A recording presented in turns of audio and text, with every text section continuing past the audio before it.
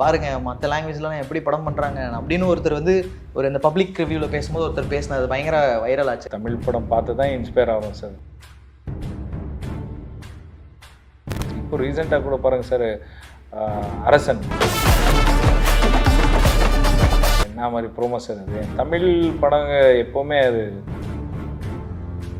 Last time பார்த்தீங்கன்னா குலிகா அந்த மாதிரி இருக்கும். இங்கே குலிகாவில் வேரியேஷன்ஸ் இருக்கும்.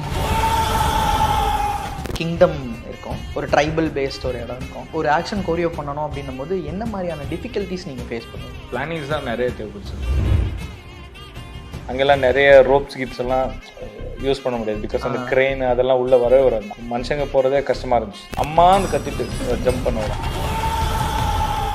அவர் அந்த ஃப்ளிப் பண்ணி அந்த அம்மாவை பிடிச்ச உடனே அந்த கடவுளாக மாறினதுக்கப்புறம் மகளேன்னு. ஸோ அது ஃபண்டாஸ்டிக் சீன். அது கிக்கும் அடிக்கலாம், பஞ்சும் அடிக்கலாம். பட் அது ரெண்டுமே இல்லாமல் நம்ம ஒரு மீனிங்ஃபுல்லாக ஒன்று பண்ணோம். ஸோ இந்த மாதிரி மேட்டர்லாம் இந்த சீக்வன்ஸில் கிடைச்சது. ஸ்லோ மோஷன்ஸ் யூஸ் பண்ணியிருக்க மாட்டோம். சினிமேட்டிக் கிமிக்ஸ் நிறைய இருக்காது. எல்லாமே ஒயிட் ஷாட்ஸ் இருக்கும். நிறைய க்ளோஸ்அப்ஸ் வச்சு சீட் பண்ண பிளான் பண்ணலாம். ஸோ இந்த மாதிரி விஷயம்லாம் நிறைய ஃபோக்கஸ் பண்ணுவோம். அவரோட முதல் படம் ரிலீஸ் ஆன அந்த சமயத்தில் ஆடியன்ஸ் உள்ள வரல அப்படின்னு சொல்லிட்டு அவர் பயங்கர ஃபீல் பண்ணி ஒரு இன்டர்வியூவில் கூட பேசினார். அவர் பண்ணாத வேலை கிடையாது. ஒரு சின்ன டீ ஷாப்ல இருந்து எல்லா வேலையும் பண்ண ஒரு ஆள்னா ரிஷப் சார். ஜீரோ பேக்ரவுண்ட்லேருந்து வந்து இவ்வளோ பெரிய ஒரு அச்சீவ் பண்ணுறது கிரேட். காந்தாரா 3 எப்போ வருது?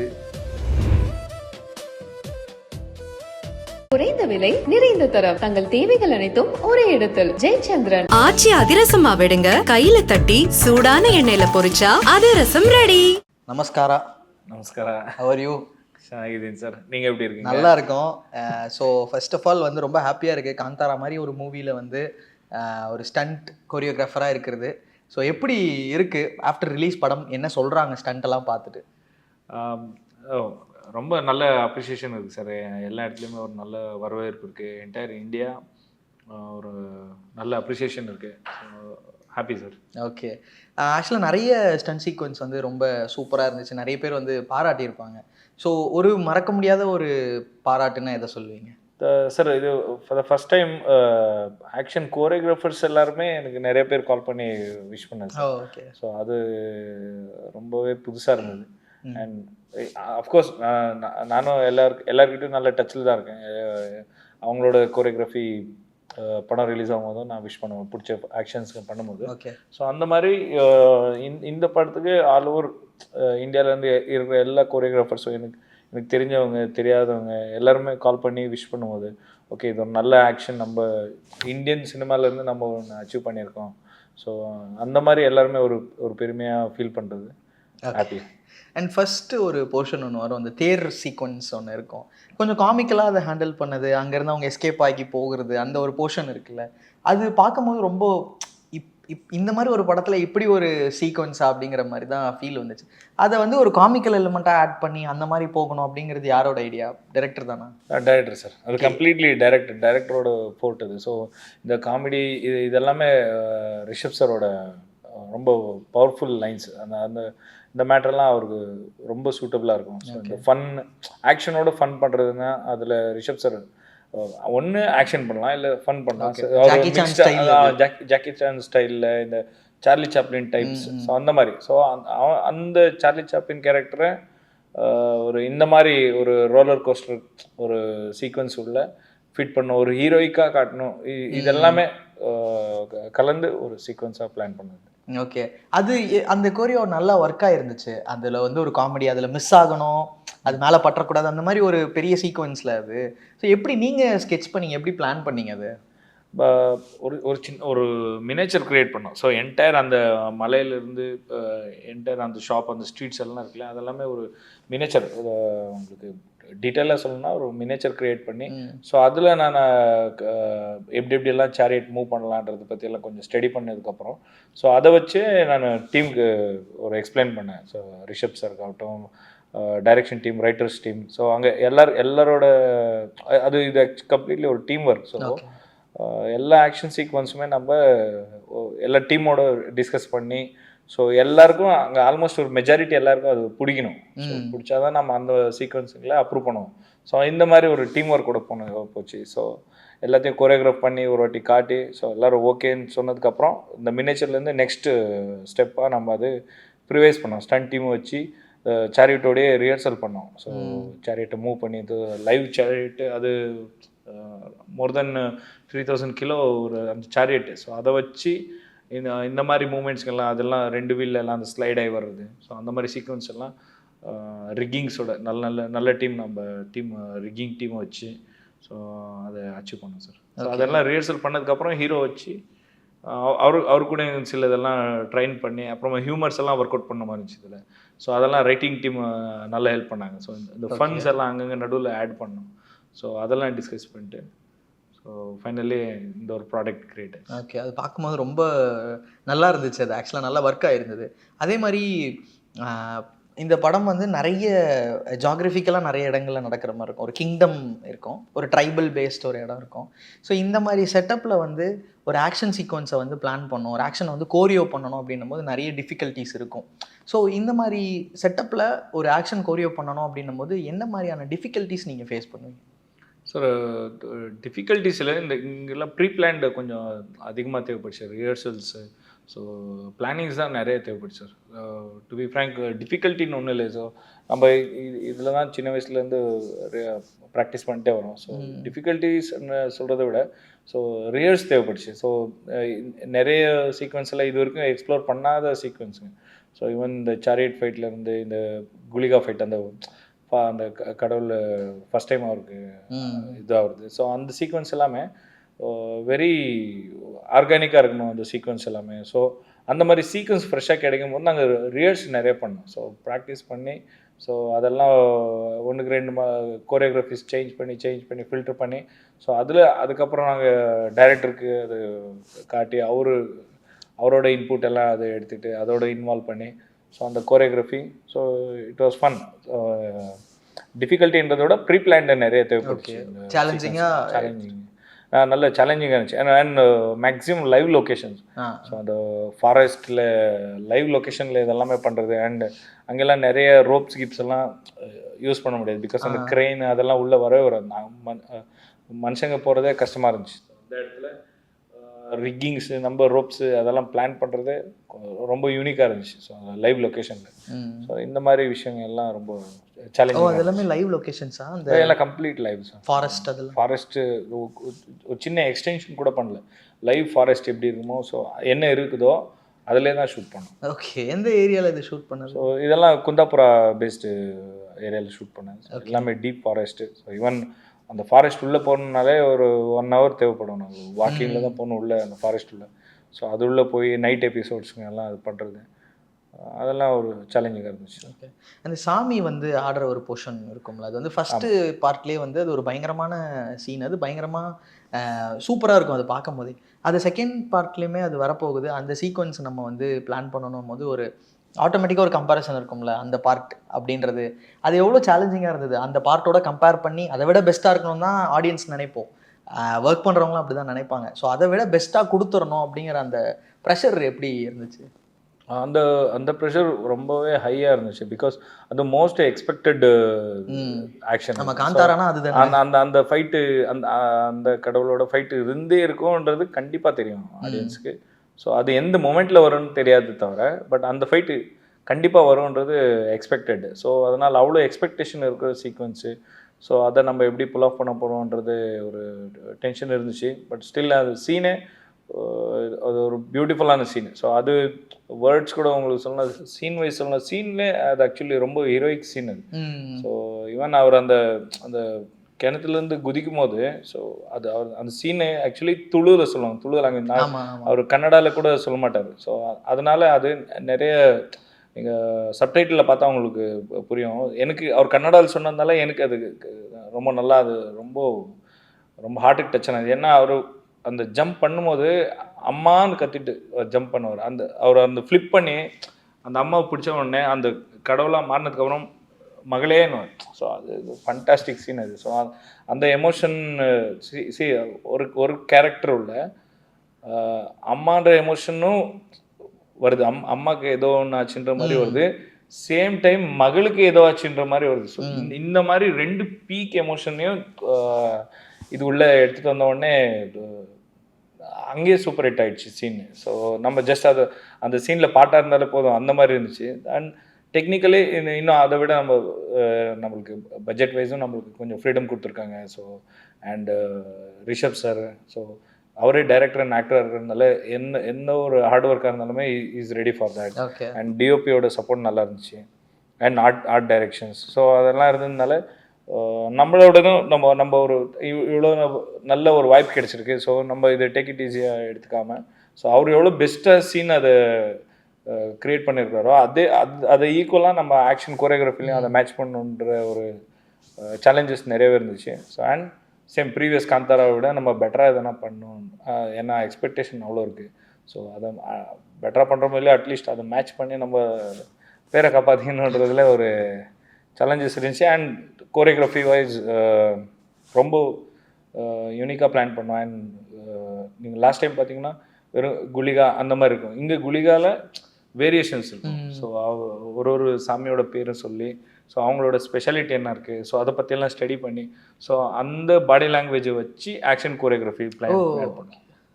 ஒரு மூமெண்ட்டுமே ஃபைட்டர்ஸ் அந்த பர்டிகுலர் இந்த ஆக்ஷன் சீக்வன்ஸு எதுவுமே சும்மா ரேண்டமாக ஒரு கிக்கு பஞ்ச் அந்த மாதிரி எதுவுமே பிளான் பண்ண கிடையாது. ஸோ எல்லாமே அந்த பாடி லாங்குவேஜோட, அப்புறமா அந்த சாமியோட கேரக்டரோட அந்த கேரக்டரிஸ்டிக்காக நாங்கள் அதை கோரியோகிராஃப் பண்ணோம் எவ்ரி ஆக்ஷன் சீக்வன்ஸ். அதனால தான் ஈவன் அந்த ரிக் ஷாட்ஸுங்க எல்லாமே ரொம்ப யூனிக்காக இருக்கும். நிறைய டெக்னீஷியன்ஸு, நிறைய நம்ம சினிமா டீம் எல்லாருமே எஸ்பெஷலி அதை பற்றி நிறைய பேசுவாங்க. பிகாஸ் அவ்வளோ இம்பேக்ட்ஃபுல்லாக அந்த சீக்வன்ஸு கன்வே ஆச்சு ஆடியன்ஸுக்கு.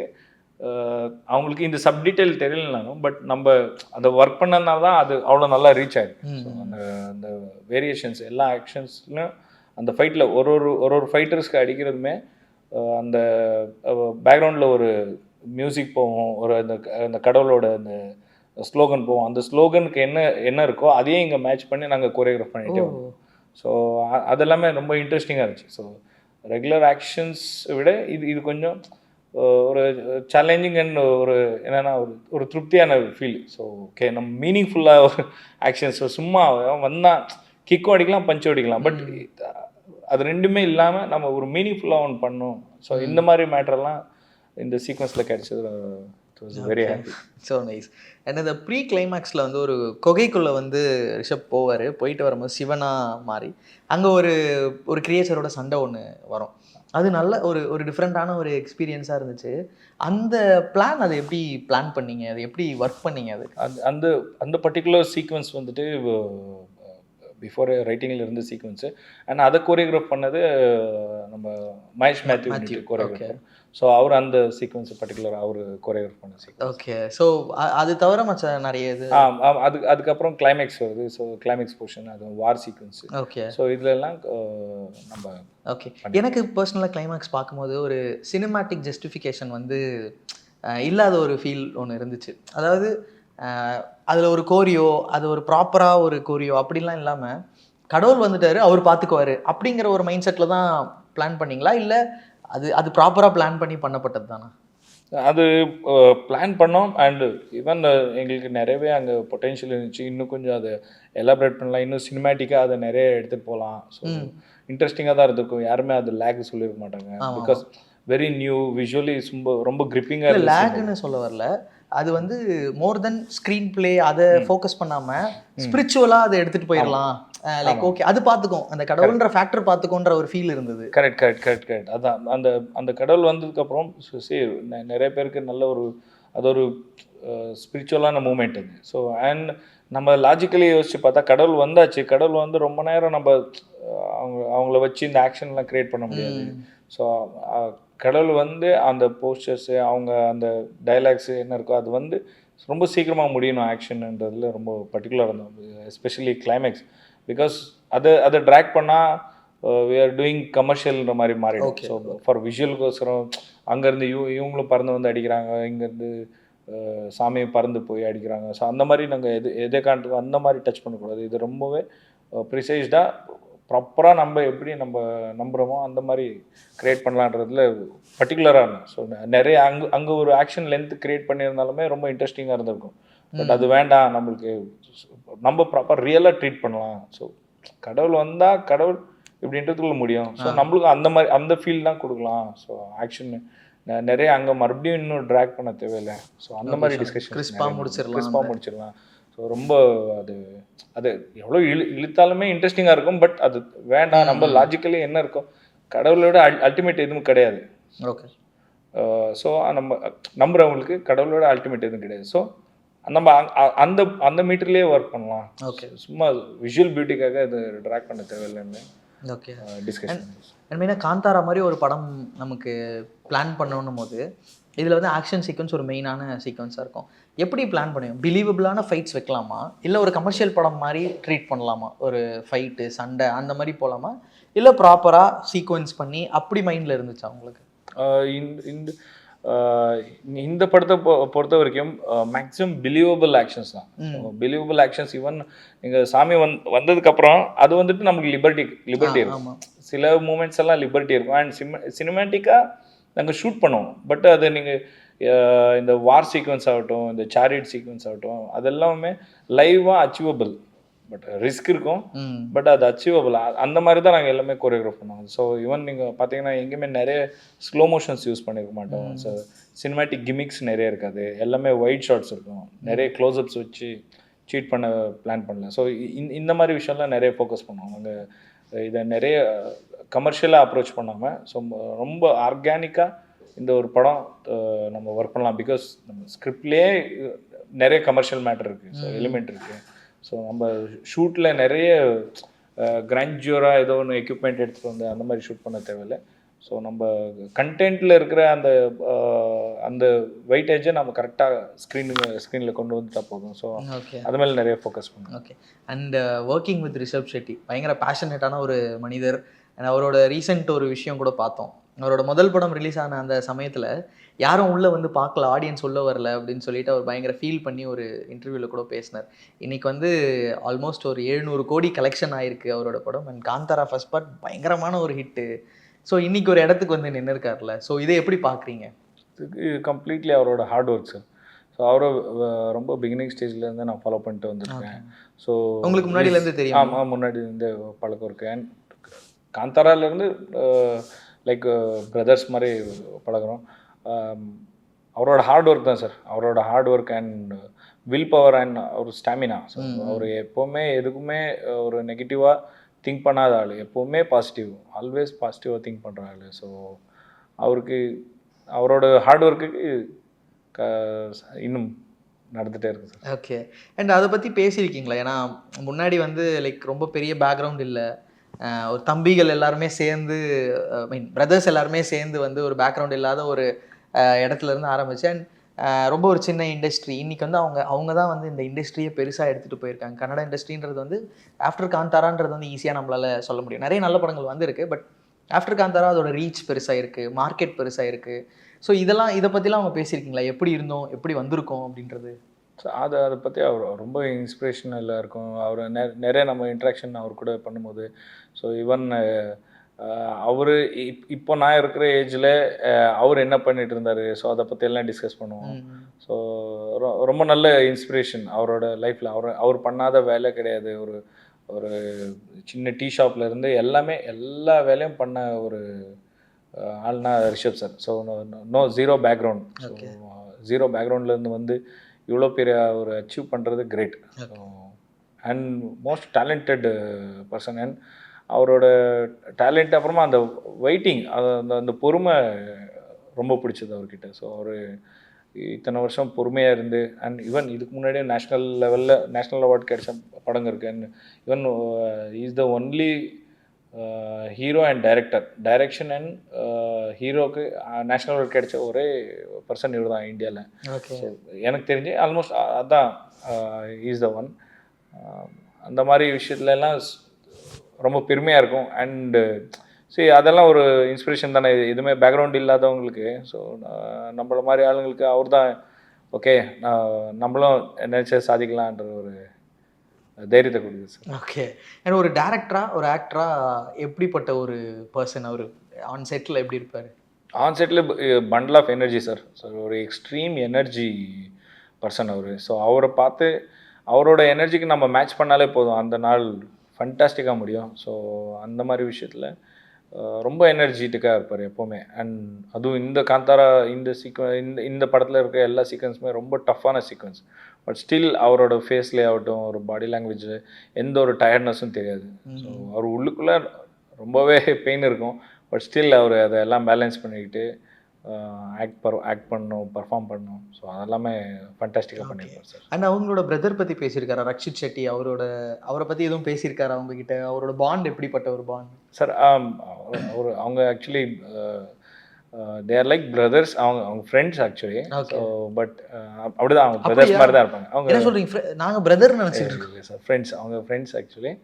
அண்ட் அவரும் நம்மளுக்கு ரொம்ப இன்ஸ்பிரேஷன். ஸோ அவரோட ரைட்டிங்ஸ், அவரோட டைரக்ஷன், ரக்ஷித் சாரோட டைரக்ஷன் எக்ஸ்ட்ரானரி. ஸோ அந்த மாதிரி விஷயம் அண்ட் அவங்க ஒருத்தருக்கு ஒருத்தர் சப்போர்ட் பண்ணிக்கிட்டு இவ்வளோ தூரம் வந்திருக்காங்க. அதெல்லாம் கிரேட் சார். ஒரு நல்ல ஒரு ஃப்ரெண்ட்ஷிப்புக்கு அவங்க தான் ஒரு எக்ஸாம்பிள். ஓகே. ஒரு வீடியோ கூட ஒன்று இருக்கும், அவர் படம் இருக்கும், ரக்ஷித் செட்டி குடுக்குன்னு ஓடி வந்து கட்டி பிடிக்கிற மாதிரி ஒரு வீடியோ ஒன்று ஃபேமஸ் ஆயிருந்தது, அவர் ஃப்ரெண்ட் அப்படின்னு சொல்லி. ரீசெண்டாக ஒரு படம் நிறைய பண்ணுறது இல்லை, எங்கே போனார் அப்படின்னு நிறைய சோஷியல் மீடியாவில் கேட்குறாங்க. ரக்ஷித் செட்டி என்ன பண்ணுறாரு? அடுத்த படம் எப்போ வருது பார்க்கலாம் சார்? Very soon sir. இப்போ ரீசெண்டாக இருக்கும்போது நான் ரிஷப் சார் கூட இருக்கும்போதே ஃபோன் காலில் எல்லாம் பேசினாங்க. So is in writing process, finishing ஸ்டேஜில் இருக்குது. ஸோ அவர் இன்னும் கிரியேட் பண்ணிருக்காரு பெருசாக.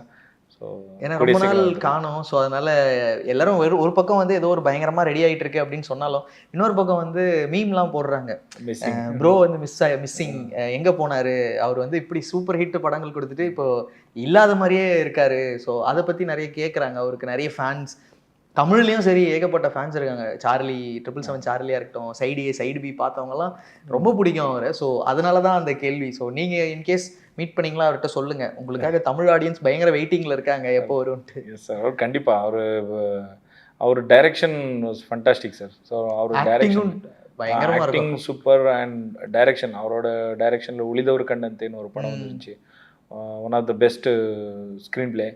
ஸோ அதான் அது இப்போ நெக்ஸ்ட் அவரோட டைரெக்ஷனுக்கு அவர் ப்ரிப்பேர் ஆகிருக்காரு. ஸோ அதனால் சோஷியல் மீடியாவிலேருந்து கொஞ்சம் அவேவாக இருக்கார். பட் வெரி சூன் அவர் வர போகிறார். Okay, nice. அண்ட் அப்புறம் ரொம்ப ஒரு முக்கியமான இது வந்து ரிஷப் செட்டி அவங்களோட மனைவி, ஒய்ஃப்.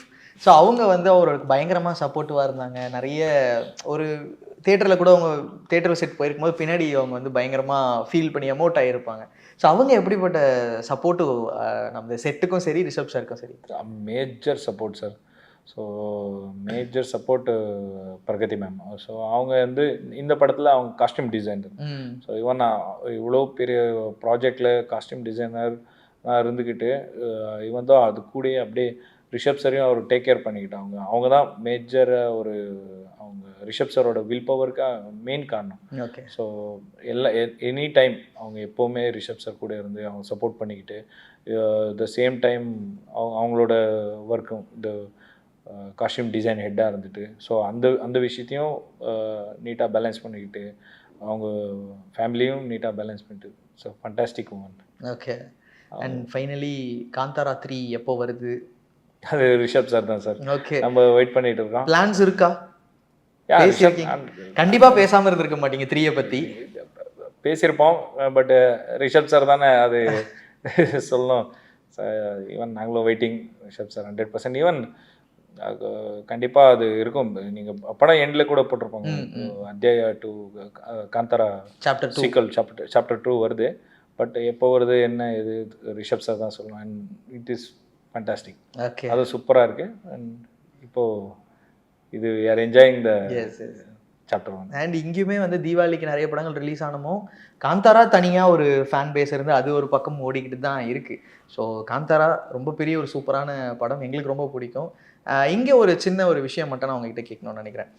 காந்தாரா வந்தப்போ இங்கே நிறைய பேர் வந்து தமிழில் இந்த மாதிரி படங்கள் வர்றதில்லை, இந்த மாதிரி நிறைய பேர் வந்து சொன்னாங்க. நீங்கள் ஒரு ஆடியன்ஸாக தமிழ் படங்கள் பார்த்து நிறைய இன்ஸ்பயர் ஆகிருப்பீங்க.